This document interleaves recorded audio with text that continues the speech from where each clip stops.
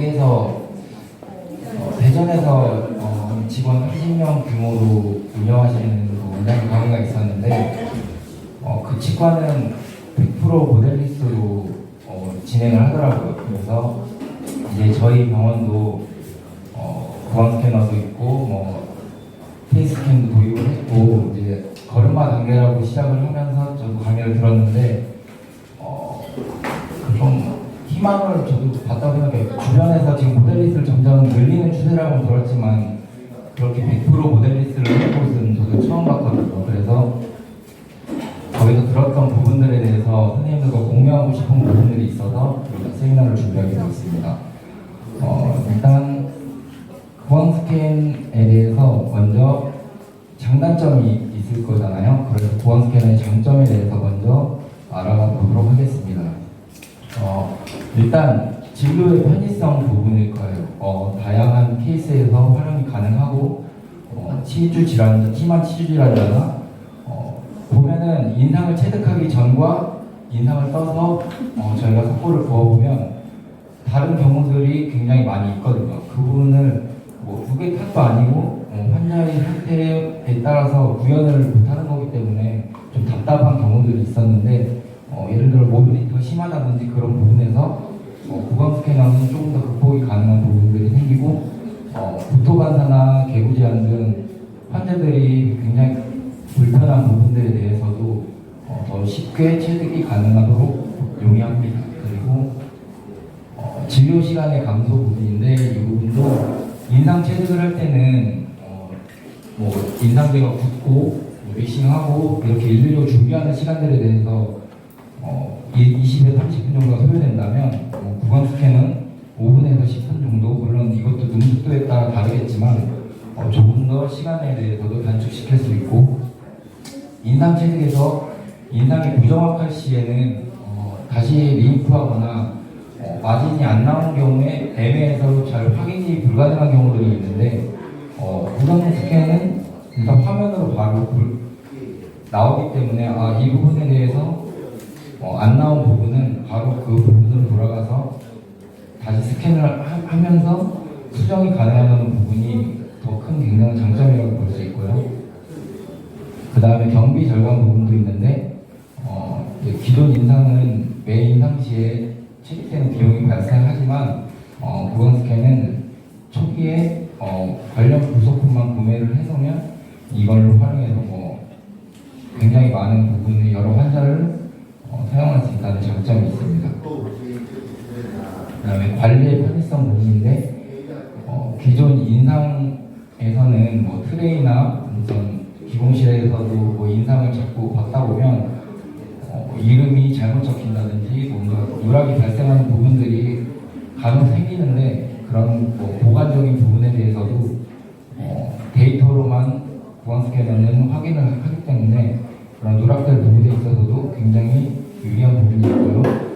재료 같은 것도 항상 유통기한이나 이런 부분들을 고려해서 관리를 해야 되는데 구강 스캔을 하게 되면 그런 부분들에 대해서 굉장한 장점이 있습니다.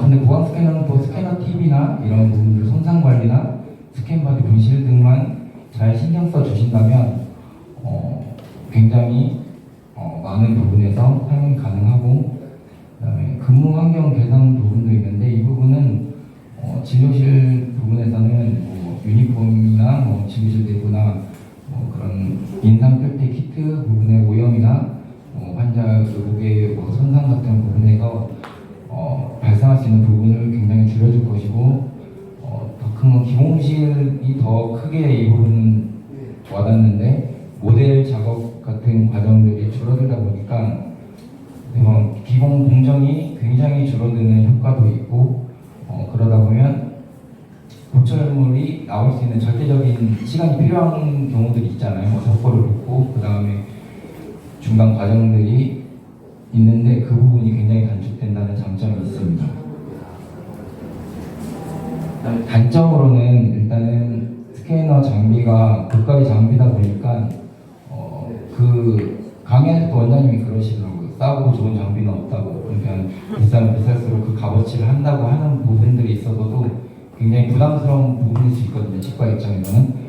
그만큼 장비의 종류도 굉장히 다양화되고 그런 계속 개발되는 부분들이 많아서 또 장비를 사서 이제 쓸만한데 또 새로운 장비가 나오고 또 그 부분을 필요로 하는지 고민도 해야 되고 그런 부분에서 단점으로 작용하는 경우도 있고 골드나 메탈 고철에서 난반사를 일으켜서 이제 스캔 데이터가 정확해지지 않는 부분들도 있어요. 그런 부분들은 뭐 스캔 스프레이를 활용한다든지 해서 극복해야 되는 부분이고 그 다음에 이제 그 스캐너에는 표면상을 찍기 때문에 치은 연화 그 마진 스캔이 어려움이 있습니다. 이 부분은 원장님들도 인지를 하시고 프랩에 대해서 좀 더 신경 써주셔야 되는 부분과 그 다음에 코드를 정말 잘 활용해 주셔야 되고 그 다음에 블리딩 났을 때도 지혈 확실하게 해서 이제 그런 스캔을 해주셔야 되는 부분을 더 신경 써주셔야 되는 부분들이 있고요. 그 다음에 숙련도에 따른 스캔 퀄리티 차이가 발생할 수밖에 없어요. 보면은 이 부분도 뭐 제가 부탁하고 싶은 부분은 이제 아직까지는 우리 병원은 적극적으로 활용을 하고 있지는 않다고 생각을 해요. 이제 뭐 현대케이스 하고 있고 더 늘려가는 추세이긴 하지만 이게 보면 그 끄는 선생님들마다 방법도 다르고 뭔가 그런 장비를 다루는 능력이 다르다 보니까 다 다르게 데이터가 오거든요. 근데 그런 부분에서 기본 작업을 하다 보면 굉장히 어려움이 있어요. 그래서 뭐각 팀의 뭐 팀장님들이나 실장님들 한해서 먼저 중심이 되는 선생님이 우선적으로 데이터가 안정화될 때까지는 그 선생님 위주로 이제 스캔을 만약에 사용해 주시고 그 부분에 안정화되면 이제 주변 선생님들에게 노하우를 전수하는 식으로 갔으면 좋겠다는 생각입니다. 그리고 마지막으로 안정화를 위해서 같은 말이지만 데이터 축적이 굉장히 필요한 부분이 있거든요. 진료실에서도 항상 이 방법으로 뭐 뜨니까 더 잘 나오고 뭐 자꾸 그거를 찾고 연구해야 되듯이 기공실도 그 작업에 대해서 내면값을 굉장히 지금 저희도 왔다 갔다 하면서 조정하면서 이제 체어 타임을 줄일 수 있는 방법에 대해서 굉장히 연구를 하는데 아직은 굉장히 부족하죠. 부족하기 때문에 진료실과 기공실 모두의 그런 노하우 축적이 굉장히 필요하다는 생각이 듭니다. 그럼 일단 이렇게 앞에서 장점과 단점을 토대로 모델리스 디지털에 대해서 체크리스트를 한번 적어봤는데요. 아까 말했듯이 그 치은 연화에 대해서 잘 안 나오는 부분들의 원장님의 그런 프랩에 대한 위주와 그 다음에 직원들의 협조도 굉장히 필요하고 자기가 스캔을 떴던 부분에 대해서 항상 뭐 기능실과 문의를 한다든지 잘 나왔는지 안 나왔는지 그 부분에 대해서 본인만의 데이터 기록이 필요할 거예요. 그렇기 때문에 항상 그걸 확인하는 습관이 필요하고 그 다음에 스캐너의 특성을 뭐 그냥 스캐너는 그냥 뜨는 거지라는 생각보다는 이런 부분에서는 문제를 일으킬 수 있고 뭐 이런 부분에서는 인상보다 훨씬 유리하게 작용하는구나라는 특성을 좀 이제 알아가셨으면 좋겠어요. 뭐 물론 앞으로 알아가면 당연히 알아갈 수 있겠지만 그 다음에 인상 체득에서도 보면은 뭐 이렇게 떴는데 어디 한 부분이 빈다든지 저희 기공실에 작업을 하기 위해서 결정적인 부분들이 비는 경우들이 생기거든요. 그런 부분에서 내가 그 구강 스캔 뜬 부분이 정확하게 다 인계돼서 나왔는지를 항상 확인하는 습관이 필요할 거예요. 그거는 바로 스캔을 뜨자마자 모니터로 확인을 할 수 있기 때문에 뭐 교환면이나 인전면, 그 다음에 악강 단계나 언더컷 등이 그대로 구현이 됐는지 눈으로 확인이 가능하거든요. 그래서 그런 것들을 꼼꼼하게 봐주는 그런 습관이 굉장히 필요할 것 같아요. 보면은 또 스캔을 뜨고 나서 보면 저희는 이제 스캔 데이터밖에 그 정보가 없는데 예전에는 모델로 그래도 가능할 수 있는 부분들이 있었어요. 특히 만약에 구강 스캔 인상을 체득하면 그래 좀 이거는 인상이 좀 늘어났더라도 좀 감안해서 저희가 경험에 의해서 뭐 제거를 하고 작업을 한다든지 이 환자는 좀 문제가 될 수 있겠구나를 모델로 어느 정도 가능을 할 수 있는데 이제 화면상으로 보다 보면 또 그게 부족한 부분이 생기거든요. 그렇기 때문에 항상 그 기공의뢰서에 더 많은 정보를 담아주셔야 될 것 같아요. 뭐 치아의 마모 상태라든지 뭐 동료도 뭐 그런 거 식빵 운동에서 뭔가에 문제가 된다는 부분들 뭐 그런 부분들을 선생님들이 더 구체적으로 적어주셨으면 좋겠습니다. 그리고 뭐 지금도 뭐 우리 병원은 그래도 소통이 잘 되는 편이긴 한데 더 세세하게 소통이 필요할 것 같고, 그리고 자기가 이제 최적한 그런 임계한 부분들에 대해서 항상 더 잘하려고 하고 더 확인하고 더 꼼꼼하게 하는 그런 반성과 연습의 시간들이 어느 정도까지 굉장히 필요할 거라는 생각이 들고요. 그 다음에 임상 사진도 지금 뭐 물론 하나로에 보면 굉장히 많은 사진이 담겨 있고 저희가 정보를 얻긴 하지만 만약 구강 스캐너로 진행을 시키면 조금 더 많은 뭐 지대체 부분이라든지 뭐 교합의 관계라든지 부분에 대해서 더 저희가 부족한 부분을 확인할 수 있게 선생님들이 더 추가 촬영을 많이 해주셨으면 좋겠고, 우리 같은 경우에는 페이스 스캔이 있기 때문에 그 부분도 적극 활용이 된다면 심리 치료나 이런 부분에서도 굉장히 유리할 거라는 생각이 듭니다.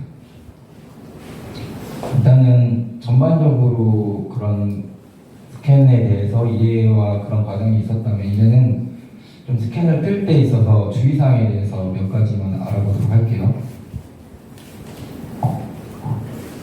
일단 전체 이미지 스캔 후에 필요 부위를 추가 스캔할 수 있고요. 이건 이제 추가 스캔을 하고 그 다음에 보면은 스캔이 잘 안 떠진다고 해서 안 떠지는 부위만 우선 촬영하시는 분들도 있어요. 보면 뭐 전치부가 쉬우니까 뭐 먼저 전치부부터 찍는다든지 뭐 하면서 자기가 그냥 뭐 일레귤러하게 그냥 즉흥적으로 뜨는 경우들이 있는데 그런 경우들은 스캔이 변형을 굉장히 초래하는 부분들이고, 그 다음에 대합치에 스캐너 팁이 물리지 않도록 궤도량을 조절해서 이따 사진을 잠깐 보면 아시겠지만 그 일률적인 높이로 해서 스캐너가 들어가서 쭉 떠주셔야 오차가 적거든요.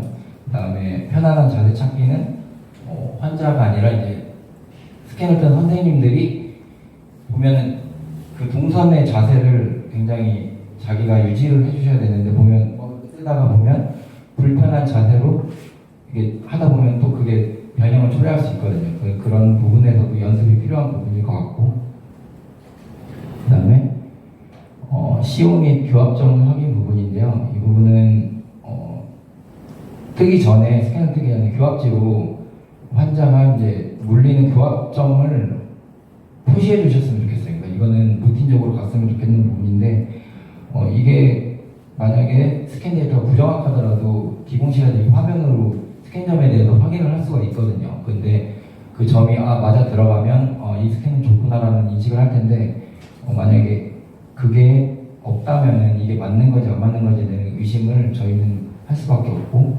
그러면 스캔상으로 그 부분에 대해서는 한번 정확하게 확인을 해줬으면 좋겠어요. 그리고 주변 치아 및 대합체 동요도 확인인데요. 이 부분은 교합 취득 시에 굉장한 참고가 되기 때문에 그 동요도는 항상 체크를 해주셔야 돼요. 그 다음에 스캔 이미지는 동요도를 구현하지 못하고, 그 다음에 교합 시 움직이는 치아는 과교합으로 되거든요. 그 나중에 사진으로 제가 더 보여드리겠지만 그 스캔을 교합 상태를 찍었는데 그 치아끼리 굉장히 겹칠 때가 있을 거예요. 그런 부분들이 과교합돼서 정확한 교합이 체득이 되지 않은 거거든요. 그래서 그 부분들에 대해서 확인이 굉장히 필요할 것 같고, 그 다음에 스캔을 평가하고 자기 같은 스캔을 되게 평가하고 보철 제작 시 참고를 할 수 있게 해주셔야 됩니다. 그 다음에 아까 말했듯이 기공 의뢰지에 굉장히 많은 정보를 담아주셔야 되고요. 이거는 이제 스캐닝 떴을 때 보면은 저 초록색이나 뭐 보면은 빨간색 뭐 이런 걸로 표시가 되거든요. 보면은 색깔이 위로 갈수록 약하게 물리는 상태고 밑으로 갈수록 빨간색으로 갈수록 굉장히 과하게 물리는 상태인데 보면은 빨간색이 희미하게 찍히는 정도는 괜찮은데 이렇게 막 과하게 이렇게 과하게 찍히는 경우들이 있어요. 이거는 스캔에 문제가 있거나 혹은 아까 말했듯이 치아의 동요도 때문에 과중첩되는 경우들이거든요. 이제 이 부분을 항상 그 모니터로 확인하시면서 이 환자는 원래 이렇게 이쪽 부분에서 모빌리티가 생기면서 과중첩될 수 있구나를 이제 확인하셔야 되고 그거를 볼 줄 아는 눈을 자꾸 기르셔야 돼요. 선생님들이. 이 부분은 만약에 헷갈리고 모르겠다 싶으면 기공실을 콜해서 한번 같이 논의해 볼 수 있는 그런 상황들이 될 수도 있고요. 그 다음에 지대치의 상태 확인 및 지대치 주변 환경을 파악해 주셔야 되는데 당연히 촬영 전에 스케일링을 해주시고 그 다음에 컨택이나 인정면 부분에 이물질이나 치태가 껴있는지 확인해서 그거 다 제거해 주신 다음에 이제 스캔을 떠주셔야 되고 이제 지대치에 이제 필요시에 코드 패킹을 잘 해주셔야 되고 그 다음에 그런 교환면이나 이런 곳에 레진이나 시판 등의 이물질이 있는지 항상 확인한 다음에 스캔이 이루어져야 될 거예요. 그 다음에 아까 말했듯이 구강내 요즘 스캔은 뭐 좋아져서 그냥 찍어도 된다 뭐 이렇게 판매하시는 분 말씀하시는 경우도 있는데 이런 그 스캔의 난반사들이 저희도 기본실내에서 뜨면은 뭐 먼지 같은 게 많고 이러면 난반사를 일으키기도 하거든요. 그렇기 때문에 구강 스캐너는 더 난반사가 심할 거라고 보고 이런 스프레이를 적극적으로 활용해서 그런 오차를 줄여주셨으면 좋겠고 그 다음에 스캔 전에 라이트도 꺼서 이제 구강 내에 직접 비추지 않도록 해서 그 빛번짐으로 또 체득에 방해가 되는 경우들이 있거든요. 그래서 그런 부분에서 정확한 스캔을 위해서 이제 라이트도 꺼주셔서 스캔을 떠주시고 그 다음에 이제 방습 부분인데 뭐 지대치나 이런 부위에 뭐 침이나 혈액으로 인해서 스캔 이미지가 잘 안 나오는 경우들이 있는데 항상 확인해서 그런 뭐 타액이나 혈액은 항상 제거해 주시고 스캔을 떠주셔야 됩니다.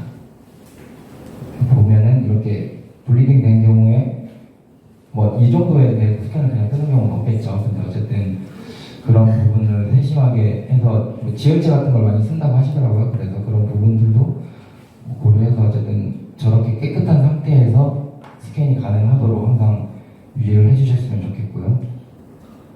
그 다음에 교학 부분인데 이제 보면은 그냥 한두 치아만 찍고 교합을 넘기는 경우들이 있어요. 그러면 스캐너상에서 오류를 당연히 일으키기가 쉽겠고 가능하면 최후방 부치부터 최소한 4개에서 6개의 교합 관계에 대해서 체득을 해서 기공실로 보내주셔야 되고 그 다음에 프라치 스캔에서는 양측에 있는 교합을 다 찍어주셔야 돼요. 한쪽만 하면 한쪽에서 뒤틀림이 발생하거든요.